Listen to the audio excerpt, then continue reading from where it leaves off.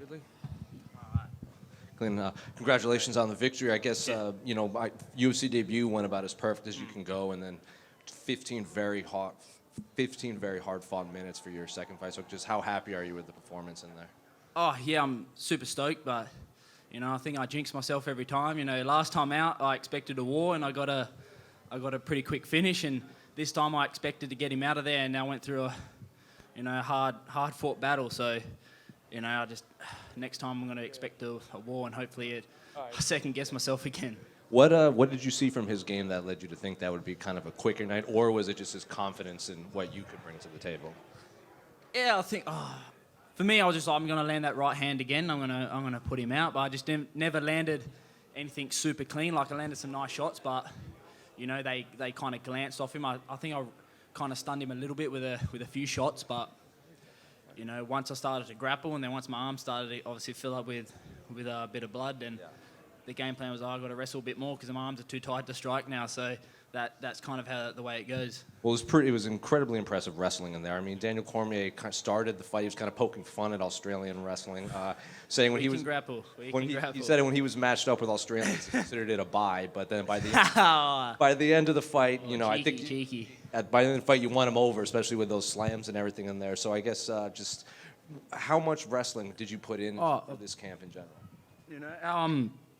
Our roots at the gym, our wrestling roots. Like my coach's coach was Brian Ebersol, who was D1 wrestler over here, and he moved over to Oz and then took my coach under his wing. So now he's my grand coach. So it was just passed down the lineage. We wrestle hard at our gym. So us Aussies can definitely wrestle.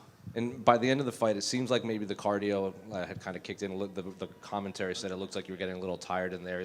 He was landing some good shots. So by the end of the fight, was it just the cardio catching up to you, or did he landing some stuff? I guess what was going on in there? Yeah, I think it was more just like the cardio. My arms were pretty gassed at that point, and then at the last round, he started to pick up a bit of steam. Like he knew what he needed to do to win. He pressed forward and stopped actually grappling with me and trying to take me down, and made me shoot off the back foot, which obviously it made it easier for him to stuff the shots. And I heard his corner say when he tied up with me to don't grapple with him, and straight away he broke off and started striking. And I was like I knew that he knew and he exactly what he needed to do to try to win. He was very he was a good fighter that listens to his cornerman, so that makes him a dangerous fighter.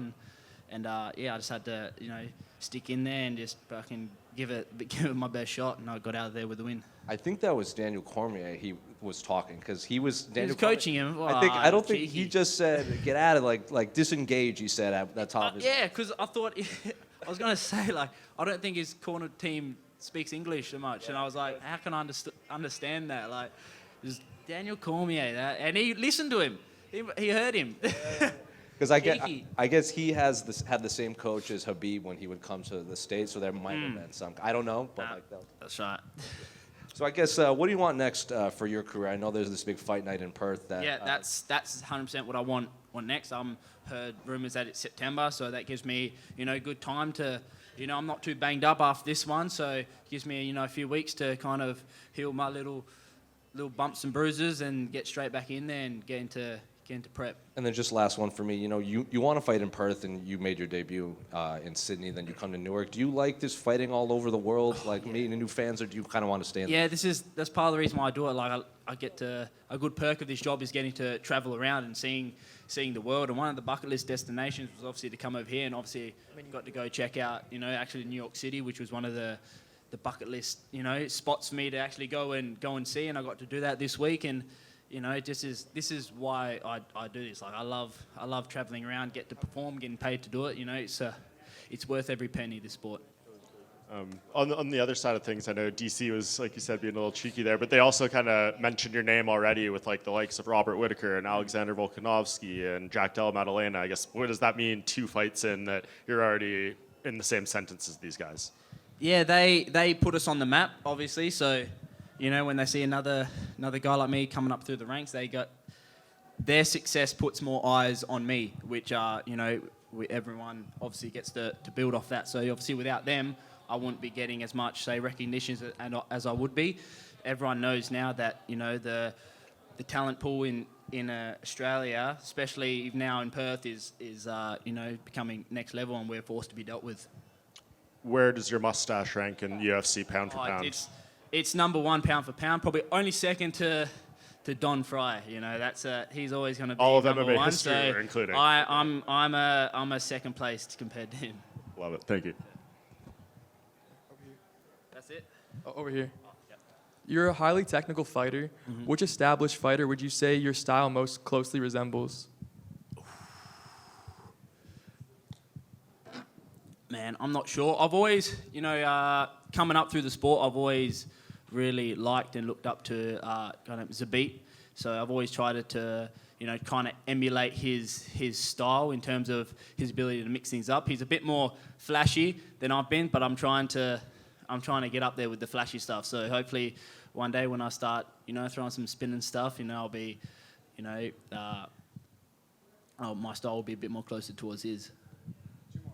Over here, just one for me. I saw you lost half of your bonus from your last fight at the blackjack table. Wait. How important was it to put on a banger to get your money back? Perhaps a fight of the night bonus? I hope so. I want to blow it again. So if they better not give me it. No, give me it. Quillan right here, two real quick. So you were hurt. It seemed like you were hurt a little bit in round 3. How was his power compared to some of your previous opponents, and how badly hurt were you? I think I was just more tired than anything. Like he hit me, and I had a bit of jelly leak just from all the grappling exchanges. But I was there the whole time. Like none really rocked me too bad. I think I've been rocked more before in some of my more previous fights. But yeah, I was very cautious of him, swinging wild. Especially last round, he started coming forward and swinging, and I was like, oh shit, don't get too close to one of them because. Yeah, they'll take me out if one lands clean. So you're 2-0 in the UFC now. Are you ready for a ranked matchup soon, or do you want some more time to rise through the ranks? I'll take anyone at the moment. I don't really care. Like, I'm a bit of a casual. I don't really know who's in my division other than some of the guys that are ranked. So, any name that gets presented forward, I'm just going to say yes, and I'll figure out who they are afterwards.